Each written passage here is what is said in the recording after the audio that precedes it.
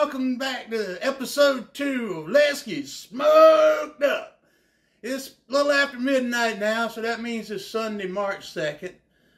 Been a busy day. In fact, the whole week's been a blur here at Let's Get Smoked Up. Normally we cut the fool a lot, but I want to get just semi-serious for just a minute here. Give me a second here. It's been a long day. Need some coffee.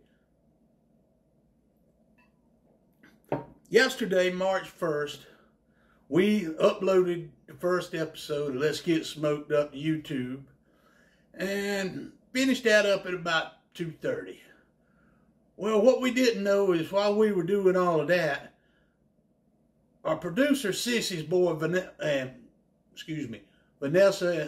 her boy Zach and his wife Vanessa, they live next door as part of our extended family compound here. Well, about the same time we've been on baby watch, and while we was doing the upload, they left for the hospital. And on Saturday, little baby Theodore Silas, we're going to call him Teddy, so that means I'm going to call him Teddy Bear. But he was born right around noon, 10 pounds, 4 ounces. So we've been tickled all day. And between having the episode go up, that was cool. But new baby, that's even better. And so the song that we've been using for the past, this episode and the last episode, is one I wrote about 15 years ago with friends under the name of Stumphole. It's called Every Day is Possum Day. And it's about finding somebody that, man, they just so special that they make every day seem like Possum Day. Well, you know, reality is, yeah, you might find somebody like that, and a lot of people do. But if you're lucky, you'll find people in your life that they might not make every day Possum Day, but there's a whole lot of them they do. So, in that spirit is part of what we got going on here in the show. Because today, it wasn't just Possum Day here in the family compound. It was a Possum Day with an all-star possum juggling contest going on. Lester Flatt and Earl Scruggs are playing music. Doc and Merle Watson's there too. And it's just been a big old time. We just been having a blast. It's been a long day, but Frankie, our executive producer, said, look, y'all are just running on raw adrenaline right now. That's our executive producer, Frankie the cat. Her main job is watching the front porch and keeping us all in line. But anyway, she said, y'all get in there and y'all start episode 2 and maybe y'all get to sleep before 3 o'clock tonight. Well, we're going to talk about cold smoking and hot smoking here in just a minute. I'm going to tie my hair back so it don't get in everything and finish this last swallow of this cold coffee here. And we'll be right back in just a second, and we'll talk about the difference between hot and cold. Now, I know some of you out there that watched episode 1 probably say, oh, yes, midnight on Saturday, after midnight on Saturday night. I bet he's drinking espresso, Well, I'm drinking espresso, and yeah, I do like Jimmy's liquor, but I don't like bourbon in my espresso. Now, on the other hand, cognac's a different story. But I've been drinking this for about 2 hours now, and I'm about to the bottom of it. And it's time to get something cold to drink, put my hair back, get some stuff out the refrigerator. And we'll be right back in just a second with some more Let's Get Smoked Up.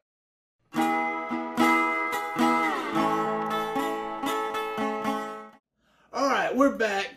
I was going to shoot a bunch of footage of me cutting up the cheese here, but we ain't shooting War and Peace here or Gone with the Wind, so we're just going to talk about hot and cold smoking here, show you how we got the cheese going and what we're going to do.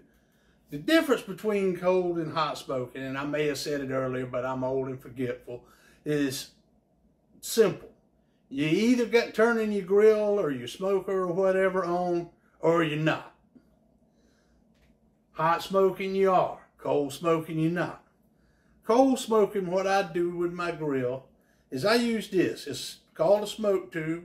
Since we name everything, it's got to be Old Smoky. So we use it and we fill it up with the pellets here.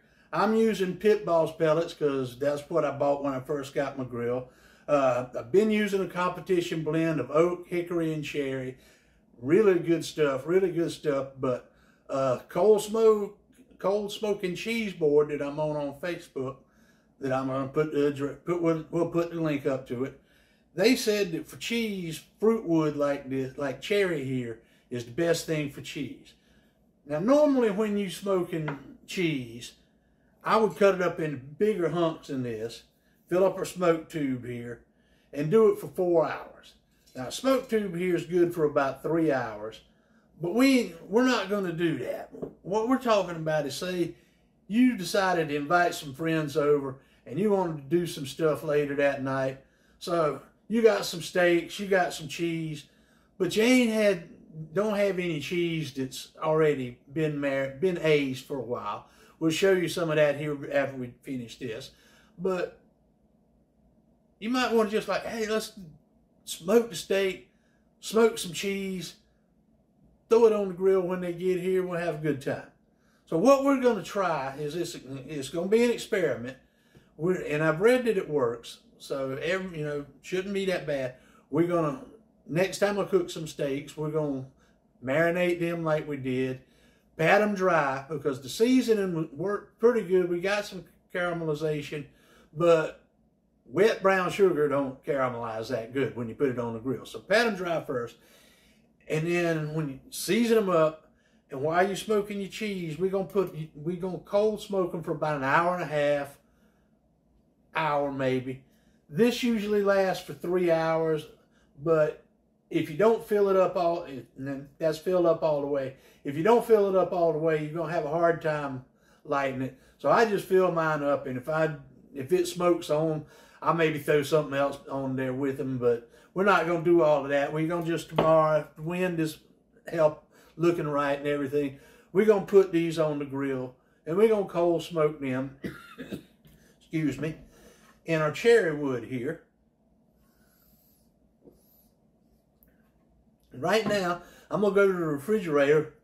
I've got some blue cheese that I smoked about a week and a half ago that's been aging in the refrigerator. It was a half-pound block of Clemson blue cheese, but had to try some when it came off the smoker after 4 hours. Had to try some after about 3 days of it aging. Normally they say you want to age it for at least a week. Some of them even say up to a month.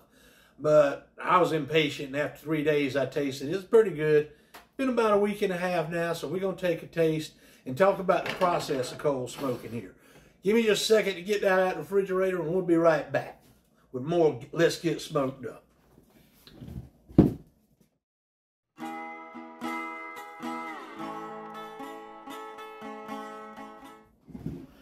Okay, I'm back. Got this out the refrigerator here and unwrapped it.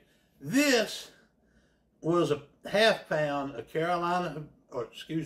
Clemson blue cheese that I bought from McLeod Markets up in between Hartsville and McBee. I cold smoked this in the competition blend about a week and a half ago for 4 hours. It's less than a half a pound now, because you do lose a little bit with the water weight and stuff, but I got impatient and I had to try it after it came off. Then I had to try it again 3 days later after it aged some. But it's been aging about a week and a half now, and it's awesome. I mean, when you take it out, I'm normally, hold on. Yeah, buddy, that's good. People say that you should normally let your cheese age wrapped up tight in butcher paper or parchment paper for a week, sometimes up to 4 months. That's up to you. It's your, you know you'll taste better than I do. This, to me right now, is tasting pretty darn good. Now you notice the difference here. I got the cheese that we're gonna do the short smoking on this wide rack, and this is on a mesh rack that's got a pretty close weave. I did a large batch of some extra sharp white cheddar for a friend of mine using this, And for some reason, I think because the weave of it blocked the smoke coverage that you got during the 4 hours, the bottom of it didn't develop a rind, sort of like you see here. When you do a full 4 hour smoke, it gets fully covered in smoke like this. It's really good when you break it open, like you can see here. It's just, the smoke ring is just unbelievable. Now this we're gonna do quick. So, and we don't really have to worry about the rind issue there. So we're going to do this for an hour tomorrow and see how that turns out for a snacking cheese. This, we'll do some more smoking. Got some plans to do some wine smoked cheese that's really going to be good. A friend of mine has soaked blue cheese in gin and things like that. So we're going to try that, probably with some wine, but we're going to wrap things up right now. Well, I take that back. We're going to do a little bit of smoking, a little bit talking about the smoking here, in case it's going to be a day or so. What you do is, when you're using a smoke tube, and we couldn't do it today because of the wind advisory, is you take a torch here. I call this a Marvin because, yes, we name everything here. And I read a story years ago about a fella named Marvin the Torch in New York City. His job was burning things down for a living. So I call this Marvin my torch. You take it and you fire it up after you fill it up, and you get up here at the top, and we'll show you tomorrow in full, but you want to get it started up good, and it takes about 15 minutes for it to get burning good before you actually smoke. Hopefully I'll remember and get it started before we start up when we get back. It's getting late. I'm going to call it a night right now. But we'll be back in just a little bit with more. Let's get smoked up. Every day is awesome day since you